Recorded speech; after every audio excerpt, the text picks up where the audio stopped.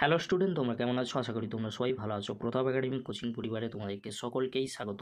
আমি প্রতাপ স্যার। আজকের আমি নিয়ে চলে এসেছি যে সমস্ত স্টুডেন্টরা একাদশ শ্রেণীতে ভর্তি হয়েছে, তোমাদের সেমিস্টার ওয়ানে দুটি কবিতা থাকবে নতুন সিলেবাস অনুযায়ী।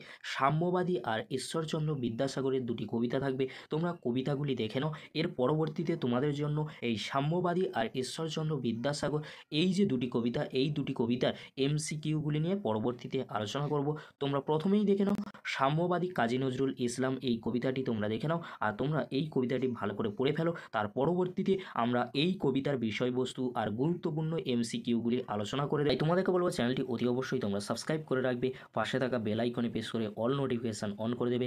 যখনই আমি নতুন কোনো ভিডিও আপলোড করব সবার আগে তোমাদের কাছে পৌঁছে যাবে। তোমরা কবিতাটি ভালো করে দেখে নাও আর এই কবিতাটি তোমরা ভালো করে কিন্তু পড়ে নেবে। তার পরবর্তীতে আমরা বিষয়বস্তু এমসিকিউ আলোচনা করে দেবো। তাই তোমাদেরকে বলবো চ্যানেলটি অতি অবশ্যই তোমরা সাবস্ক্রাইব করে রাখবে।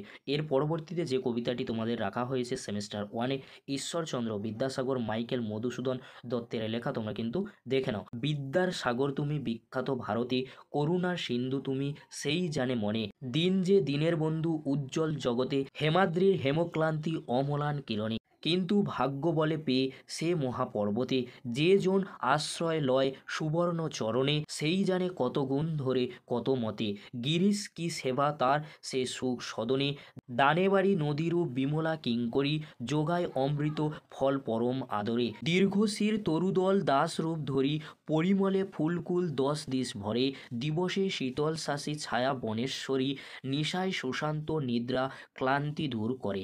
এই ছিল ঈশ্বরচন্দ্র বিদ্যাসাগরের কবিতা, তোমরা কিন্তু দেখে নিলে।